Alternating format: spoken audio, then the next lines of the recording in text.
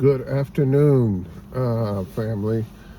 You know what day it is, you know what time it is, and this is a day that the Lord has made. He is the head of my life, and God is still on the throne, regardless of what goes on in the world.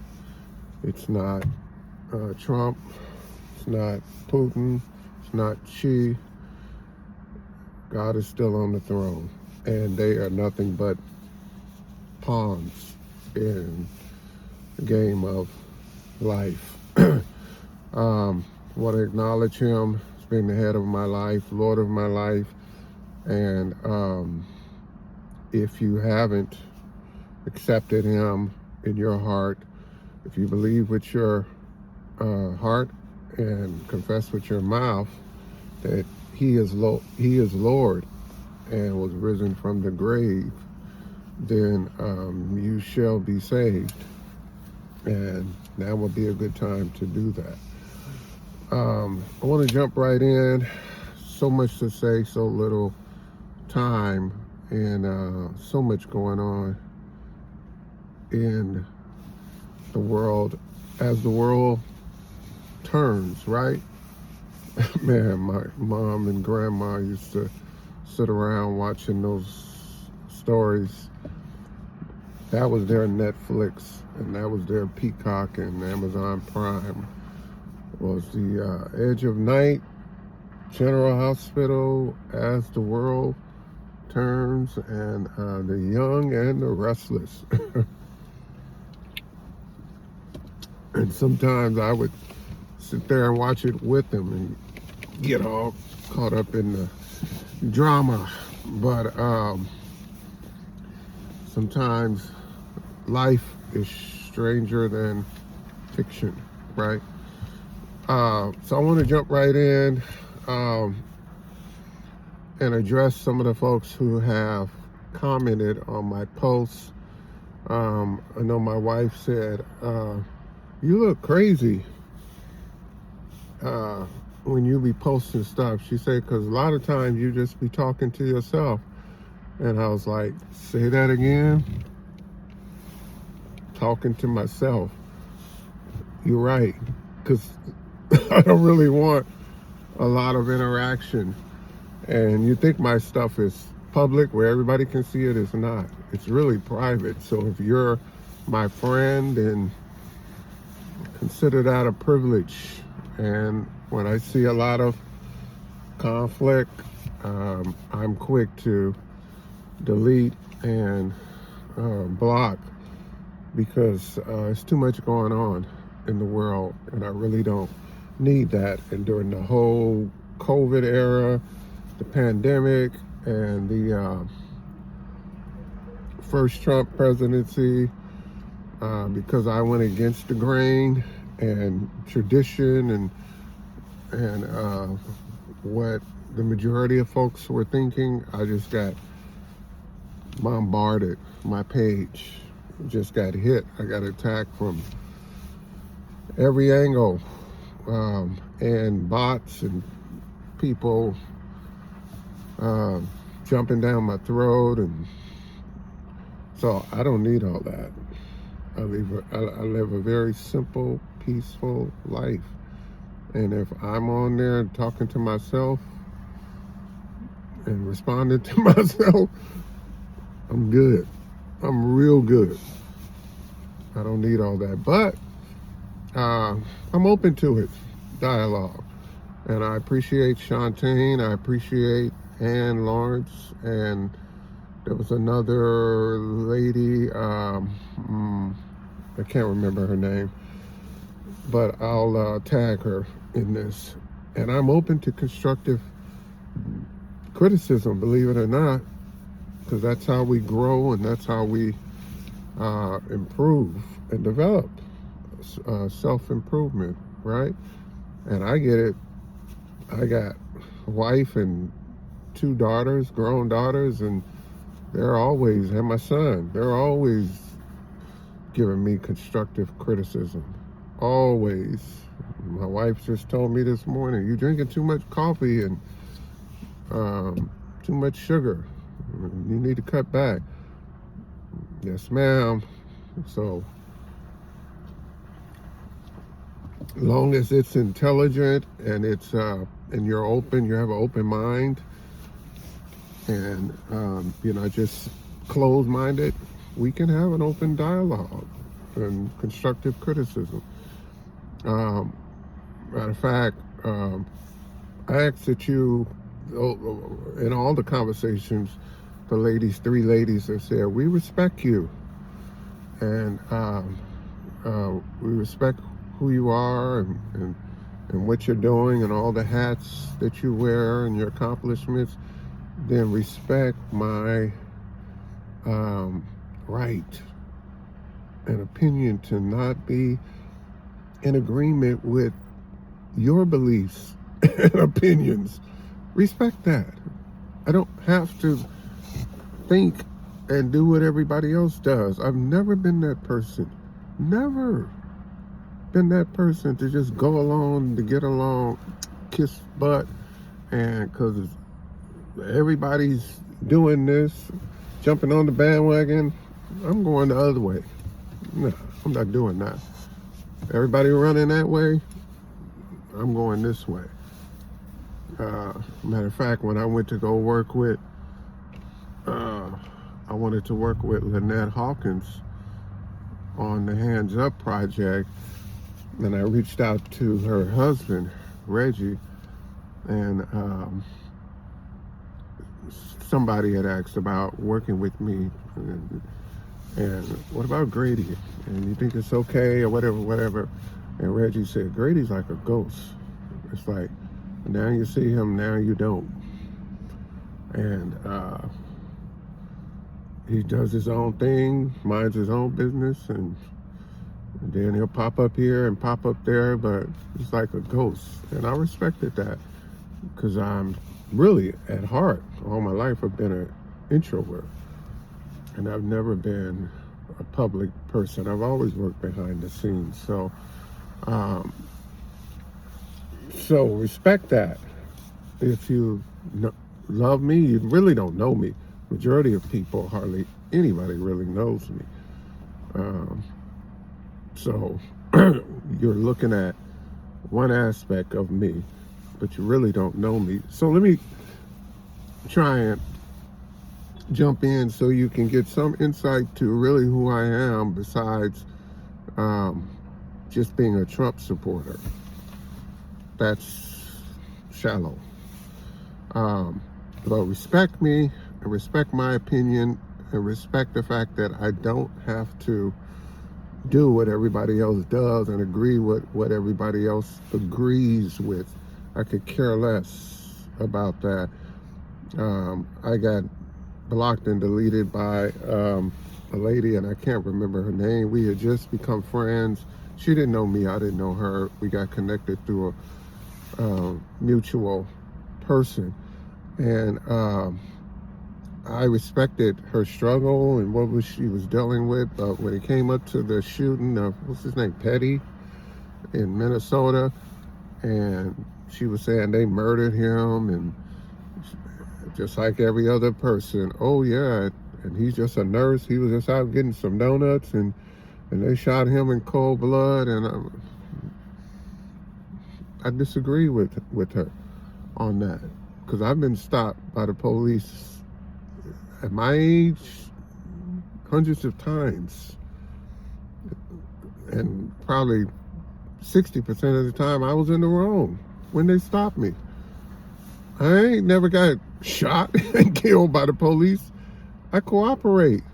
I don't run my car into them. I don't jump out the car and fight with them and have a gun on my side. So I'm not getting shot by the police. So I ain't got no love for that nigga.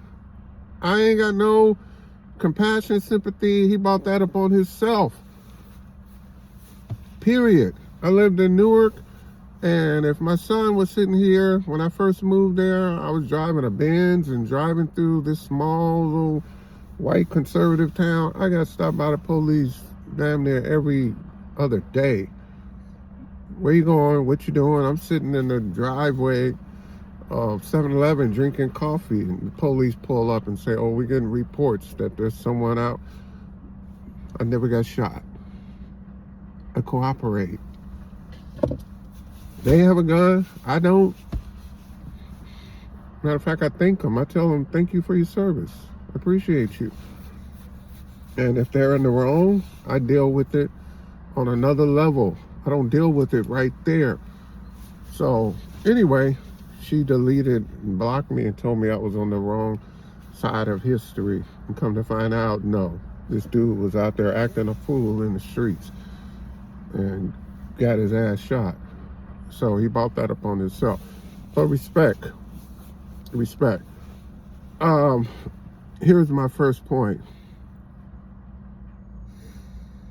And let me add this. I grew up in a house. Some of you know my dad. If you don't, Google him, look him up on Facebook, Bishop, my namesake, Bishop Grady O. Harris Sr. I grew up in a house where I watched this dude. He was in his 30s, and I had to be in middle school in his 30s. This is the house I grew up in. This dude built his church. He was an evangelist. He became a minister. He was an ex-football player, all-star. High school, had an opportunity, all kind of scholarships to go college, go pro, but he gave it up for the ministry. He was just that good. And went from being ordained to an evangelist to stepping out to be a pastor. When he stepped out to be a pastor, I saw this dude build his church from the ground up. Gutted out this old house, this old Victorian house on prime real estate, International Boulevard at the time, and built his church and built his ministry from the ground up. Then went and bought a house, moved us out the hood, went and bought his first house, and then went and bought a Mercedes off the showroom floor. Brand spanking new. Probably paid cash for it. For all I know. This is the dude I saw. We never talked about white people and what white people were doing and weren't doing, and the white man, and he just went out and made shit happen. That's what he did. We didn't sit back complaining about nothing at all. That was my example. We didn't talk about racism. And if he had to go get loans, sure, all that existed, redlining and discrimination. He didn't let that stop him. He went out and got loans to build his church, built his membership, raised capital, got approved for his house.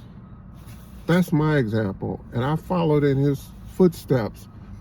I don't believe in white supremacy. There's no white man that's more supreme than me. What kind of craziness is that? No, I don't put nobody above me. And if I need something done, I'm gonna make it happen. Long story short, we grew up, and him and my mom were going through some issues, and ended up separating and divorced. So a lot of times there was no food in the house. And my brothers know this story. There was no food in the house. And they were working. He was traveling. She was working. We were hungry. I went out and took care of business. I handled business. I didn't sit around complaining. And I was a kid. And I was going out taking groceries. I didn't have the money. And God forgive me, I have to repent, but I told my little brother come with me, and we went out and hustled, and we bought groceries back to the house. And I had a system. I've always developed systems of taking. I was like Robin Hood. I went out to the stores, went grocery shopping, and I stole, I bootlegged, and I took food. And I came back with grocery bags. And my dad was like, Y'all niggas are crazy. And he's like, if you get caught, don't call me. Like stay your behind in jail. And when you get out, you're going to get the beating of your life for bringing that embarrassment on my family. Anyway, I'm just saying, my mentality was always make stuff happen. I don't sit around looking at what coulda, woulda, shoulda. I do it. Been an independent contractor for the last 40 years. I've had jobs, 9 to 5. Was working for the government over in San Francisco. I quit because I felt like we were getting paid to do nothing. It was just come in, get a cup of coffee, sit there and talk, and we just getting checks. And I'm like, I'm done with this. And I've been an independent contractor for 40 years, and I'm proud that God has blessed me. So anyway, respect. Please respect my right. I didn't grow up in a house. I didn't grow up in the South where the white man was doing this and doing that, and I'm looking over my shoulder. That's not my story. So anyway, number one, consider this. Either we are in the end times. I keep hearing that. We're in the end times. The Lord is soon to come back. Okay, I accept that. I follow eschatology, which is the study of end times, the book of Revelation being revealed, and the Antichrist. Some people believe he's already here. If it is, we're not in the civil rights movement. You can't have both at the same time. Either we're in the end times because of civil rights and Jim Crow and all that was coming out of slavery in 60s. Either we're there, you can't have both at the same time, or we're in the end times.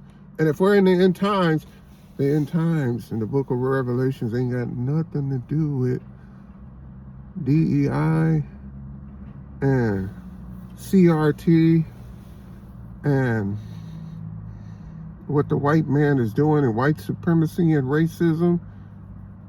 The book of Revelation ain't dealing with that. None of that. It ain't black against white. It's God against Satan. It's good versus bad. And evil ain't got no color to it. Okay? When we come up against those evil forces and the agents of darkness, and we got to get the mark and the mark of the beast, it ain't gonna be based on. He said he calls all. It ain't got nothing to do with your skin color, white or black. All to receive the mark. So choose your battle. Either we're dealing with civil rights and Trump and white supremacy, or we're in the end times. Can't be both, because these are two different dispensations, two separate eras. Civil rights and MLK and the dream, that wasn't the end times. Choose your battle. And if we are in the end times, get ready. Prepare yourself, whether you're pre-rapture, mid-tribulation, pre-trib, mid-tribulation, or post-tribulation. Get ready. So I'm not dealing with racism and what Trump said about Obama. I could care less about any of that. This is the prerequisite to the Battle of Armageddon. If you go over there and look and see what the Jews are doing, I'm more concerned about what's going on over in the Middle East than I am what Trump is saying and doing in the White House.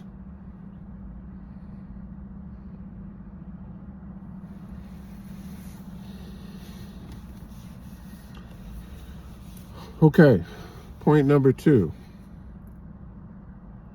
If the Democrat Party and the Republican Party were religions, if they were religions, I would definitely have to choose the Republican Party as my religion. Follow me. If they were a religion, and this is why I say that, as many different religions that we have, be it Christian, Protestant, Jehovah's Witness, Mormons, based on some of the clauses that are in those denominations and their doctrines, determines whether you can subscribe to that point of view and whether you can practice practicing that faith. Be it Catholicism, if they say Hail Mary and we believe in penance and purgatory and all that, well, I can't sign off on that. And if it's the Mormon church where they say you can have many wives as you want and you can marry a minor or whatever the Mormon's faith is, Joseph Smith, I'm not down with that, Joe Smith. So I believe one wife, one husband. I don't believe in polygamy. But in your religion, if that's what you practice, then have at it. Okay. So the same way, based on their practice and their faith and their doctrine, you would choose whether you're going to be a Mormon, a Catholic, or a Christian, or a Baptist, or a Kojic. Everybody has their own, or Seventh-day Adventist. Here's the thing that determined why some denominations evolved to where they are. We all came out of the era of Acts and the apostolic, and when Jesus left and the disciples, then came the Roman Catholic Church, and they merged with, Constantine merged Catholicism with Christianity, and they superimposed a lot of their beliefs and pagan rituals merged it into Christianity. And so we got Easter. Okay, you got to do your homework. Easter. Then we got Christmas and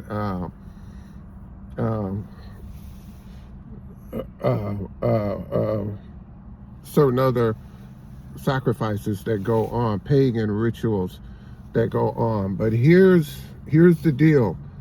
This is why you have Jews and you have Seventh-day Adventists and you have, I showed you a Muslim mosque last week, why they cannot co-sign on Christianity and they can't practice. And I'm making my point about Republicans versus the Democrats.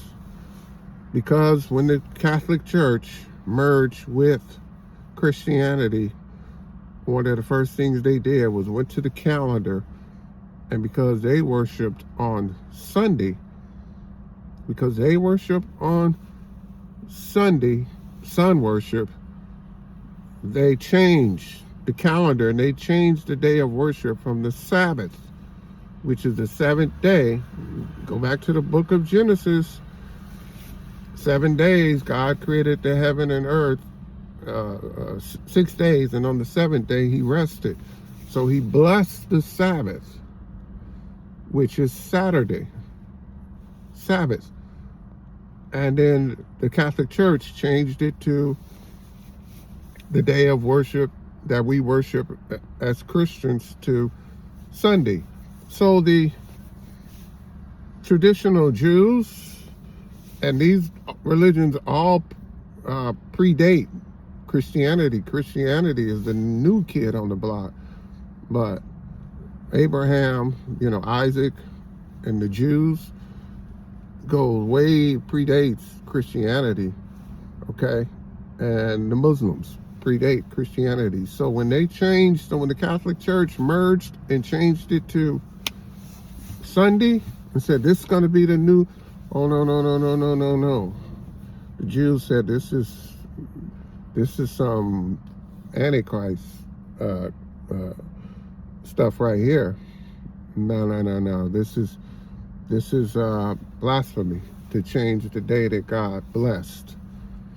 And so Jews, Muslims, and there's a group that evolved called the Seventh-day Adventists who said, no, the day of worship is the Sabbath, and we're going to stick with the Sabbath.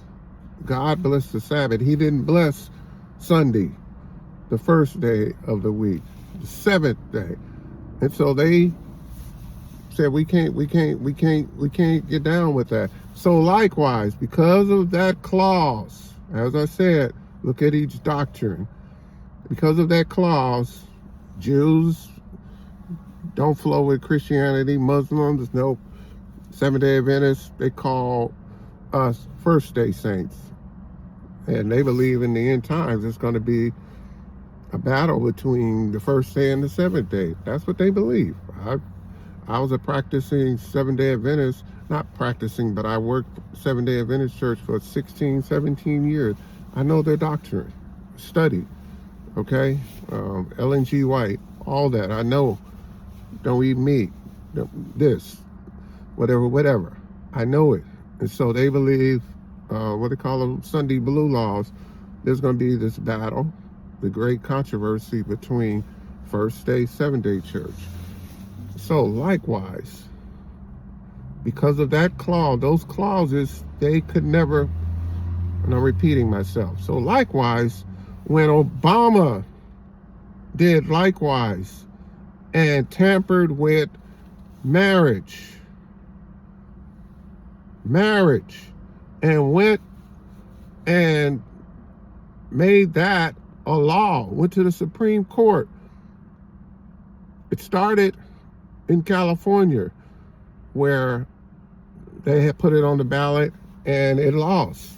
The people of California said, no, marriage is between a man and a woman. And no, we're not doing that. And they knocked it down. Gavin Newsom said, I don't care what people of California, and he went to the Ninth Circuit Court and overturned it. The will of the people.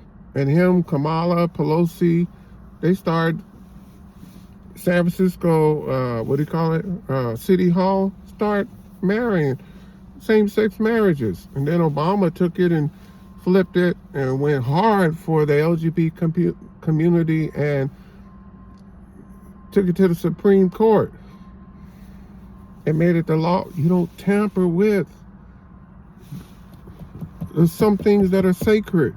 God bless marriage.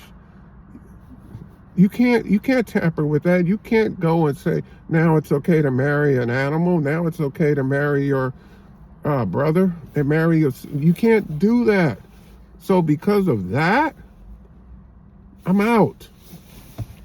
I'm not down with the Democrat Party. Just like the Jews wasn't down with Catholic Church changing the day from Saturday to Sunday, and the Seventh-day Adventists, no can do. If you got that in your political party, that ordinance, I'm not co-signing on that. The judgment of God coming down, nah, I'm over here. Y'all can have at it. And so, if like I said, if they were a religion, I'm a Republican. I'm not down with that. Y'all can have at it. And nothing else to me rises to the level of offense. You can talk about civil rights and DEI and the Lion King meme and Michelle and Obama, and you can have all that. I don't care. Nothing rises to the level of offense of these people going in there and tampering with that. Then, to add insult to injury, Kamala's running around to other countries trying to get them to accept that law, and they kicked her ass out and said, get the hell out of here. We're not doing that. No. Take that crap back to America. No, marriage is between a man and a woman. And then, what was it? Joe Biden on Resurrection Sunday in the White House had Transgender Day. These are, they just keep offending God and offending Christians. And then during Kamala's campaign, somebody stood up and said, Jesus is Lord. And she told them, you're in the wrong rally. That's down the street. So once again, if Republican and Democrat was a religion, then I'm going with the Seventh-day Adventists. I'm going with the Jews. I can't get down with the Mormons and their polygamy, and I can't get down with the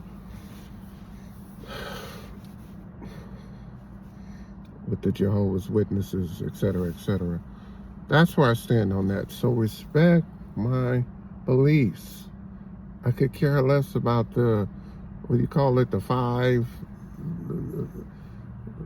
in New York. I could care less about what happened on January 6th and all that. Nothing rises to the level of offense when it came to you tampering with the things of God. You're putting yourself as a God, as a king. No, I can't do that. I'm not down with that.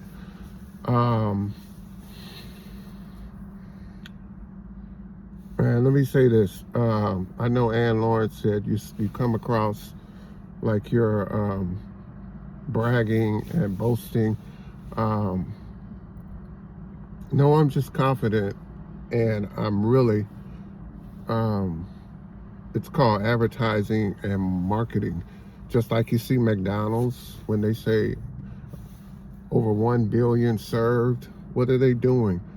They're attracting customers. Wow, over 1 billion hamburgers sold? Wow. Well, what's so special about that hamburger? And then they're also attracting employees. We got work over here. You get paid over here. We got over 1 billion hamburgers sold. So that's advertising and marketing. Then they got commercials. So what I'm doing, I'm advertising and marketing. When you see me talking about my accounts and my business and the revenue, I'm attracting both. Trying to attract new accounts, new clients, and employees, folks to come work for me, okay? Because I'm an independent contractor, remember? I don't work for anybody. And if I don't get contracts, I don't eat. I don't pay my bills. So I gotta hustle. I gotta get contracts. And I gotta have a team of people to work with me. So that's called advertising and marketing. And let me close with this, because I had a lot more to say, but I'll have to do a part 2.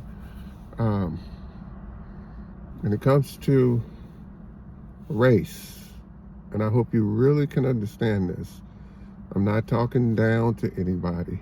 I'm just giving you my opinion, and I'm giving you facts versus fiction. The media has done such a job on us.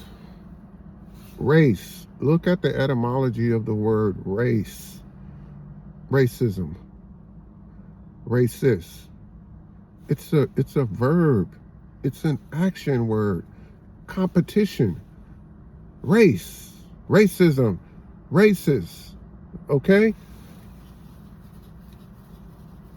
Y'all have taken it, and the media have taken it and associated with something that has to do with thoughts, feelings, and emotions, and a person's bias and prejudice. No, a race is derived from Charles Darwin, the evolutionist, survival of the fittest. Race. How do you take the word race and associate it with feelings? No. Look at the etymology of psychic, psyche,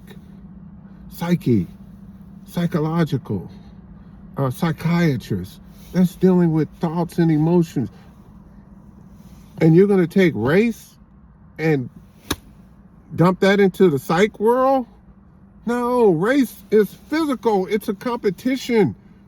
That's what racism is. So if somebody's racist, that means that they kicking your butt. That means that economically speaking, they are winning the race.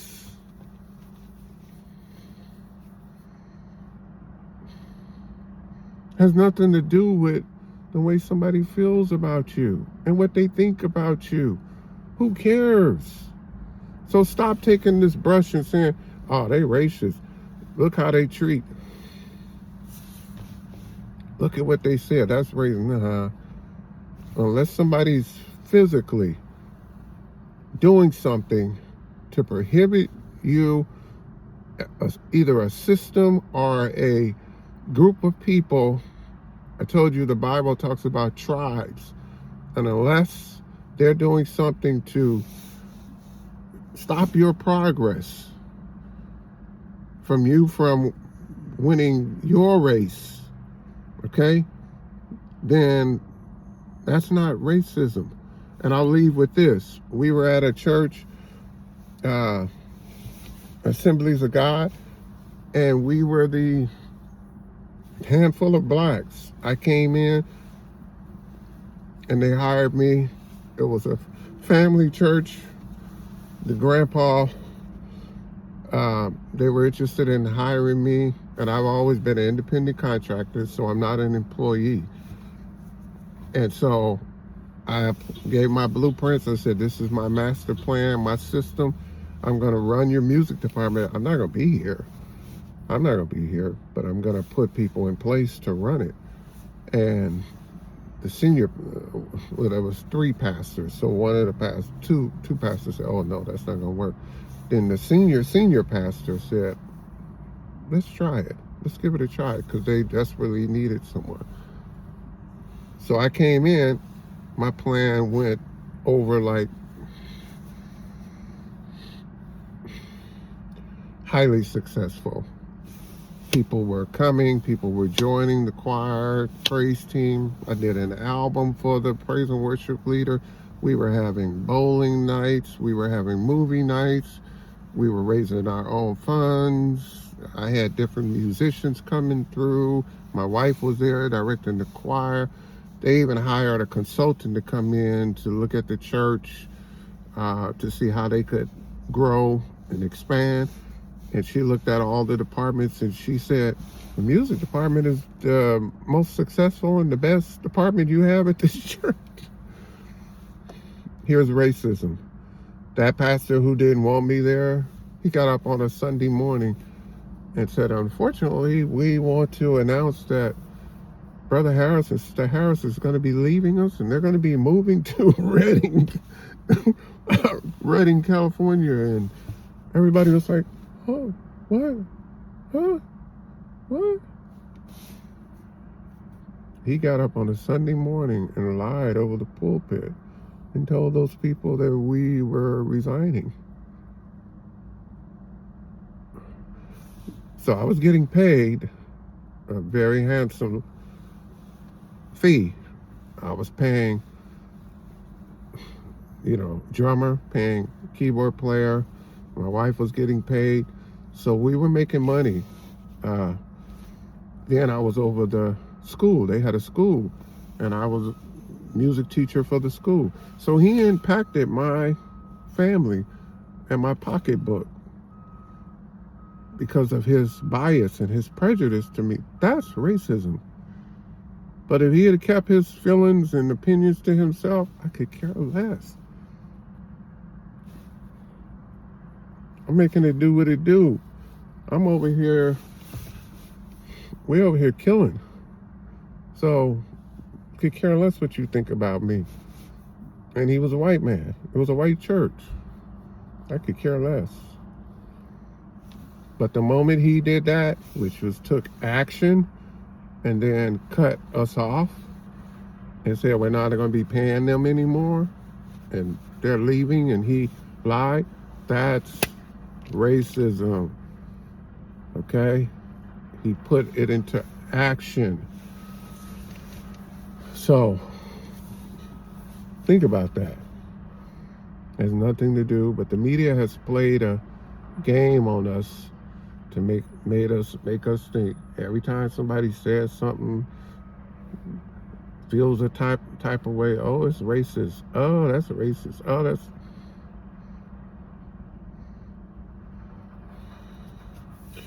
Anyway, to be continued.